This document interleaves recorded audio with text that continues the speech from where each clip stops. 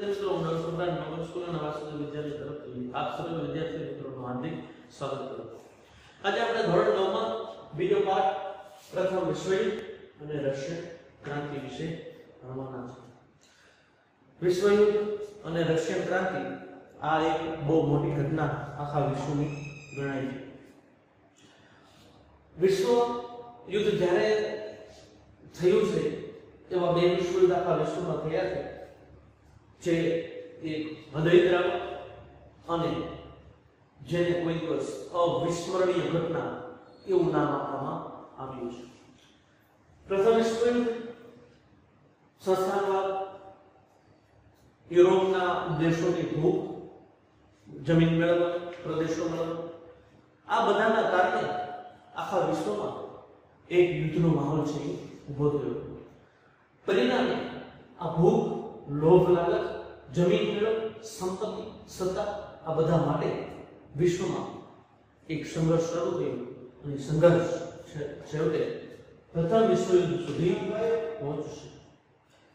સોક્રેટિસના 4 વાક્યો ખૂબ સરસ છે. સાદો ખોરાક, સાદો પોશાક, સાદા કપડા અને સહજના મળવાના. આનાથી એક તમે આગળ ચાલો તો પછી સંઘર્ષ શરૂ થઈ જાય છે અને એ સંઘર્ષ છે એ થઈ વિશ્વયુદ્ધ સુધી લઈ જાય છે. એ પરિસ્થિતિનું નિર્માણ આ સમયગાળામાં, એટલે જ્યારે વિશ્વયુદ્ધ 1914 થી 1918 ના સમયગાળામાં થયું ત્યારે આ એક સંઘર્ષમાં પરિણામ આવ્યું અને પ્રથમ વિશ્વયુદ્ધ એક એવી મોટી ઘટના બની.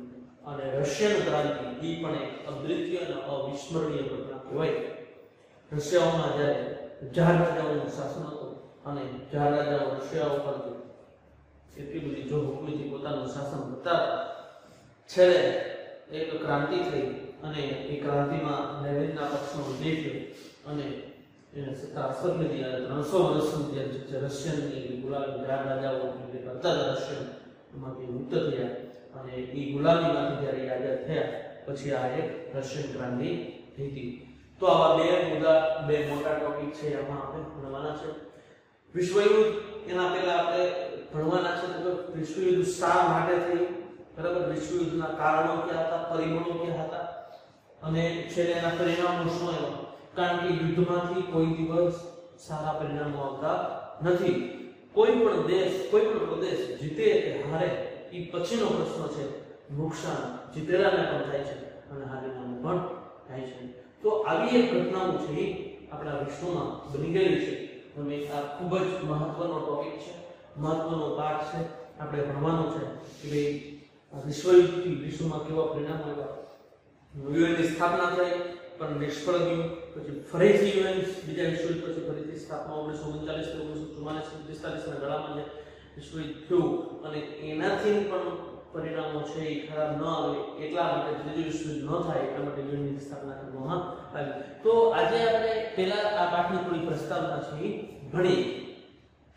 પશ્ચિમ યુરોપના રાષ્ટ્રોની સામ્રાજ્યવાદી ભૂખ, પ્રદેશ લાલસાને લીધે તેને એશિયા, આફ્રિકા દેશોમાં જઈને સંસ્થાનો સ્થાપ્યા, તેમની સત્તાનો વિસ્તાર કર્યો. પરિણામે યુરોપના દેશો વચ્ચે સંસ્થાનો સ્થાપવાની સ્પર્ધા શરૂ થઈ. પશ્ચિમ યુરોપ ખંડનો પશ્ચિમ દિશા છે એ બાજુના જે દેશો હતા, ઇંગ્લેન્ડથી માંડી બધા દેશો, એનામાં સામ્રાજ્યવાદ, બીજાના પ્રદેશો લેવાની ભૂખ, લોભ, લાલચ ક્યાં સુધી લઈ ગયા તો એ એશિયા અને આફ્રિકામાં. કારણ કે એશિયા અને આફ્રિકા પણ એવા છે જે કાચા માલના મુખ્ય સ્ત્રોતો અને આ લોકોને યુરોપની પ્રજાને કાચો માલ આ બે ખંડોમાંથી મળે છે. છેલ્લે આના સંસ્થાનો સ્થાપવા માટે વિસ્તાર કર્યો. પશ્ચિમ યુરોપના સંસ્થાન મુખ્ય દેશો એશિયા, આફ્રિકામાં દેશોને આર્થિક, સામાજિક અને સાંસ્કૃતિક નુકસાન પહોંચાડ્યું હતું. વિશ્વ રાજકારણમાં તેના એવા પરિણામો આવ્યા જેને લીધે પ્રથમ વિશ્વયુદ્ધ, રશિયાની બોલ્શેવિક ક્રાંતિ જેવા અનેક બનાવોનું સર્જન થયું.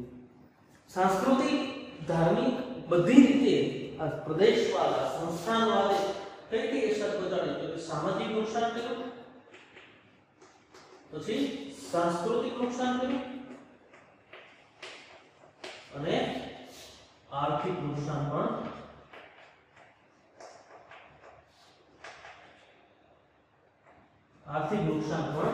થયું. કોના હિસાબે?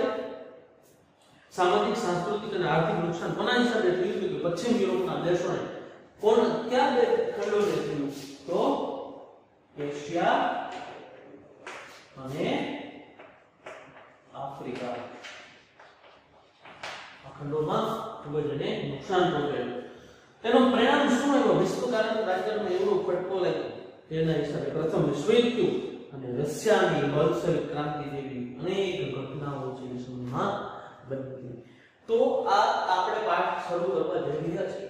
હવે પછીના લેક્ચરમાં આપણે સંસ્થાનવાદ ક્યાં યુરોપના લોકો થાક્યો અને શું કરીને લેવું આગલા લેક્ચરમાં આપણે ભણીશું. આ પાઠની પ્રસ્તાવના આ બધી આપણે પૂરો કરીશું.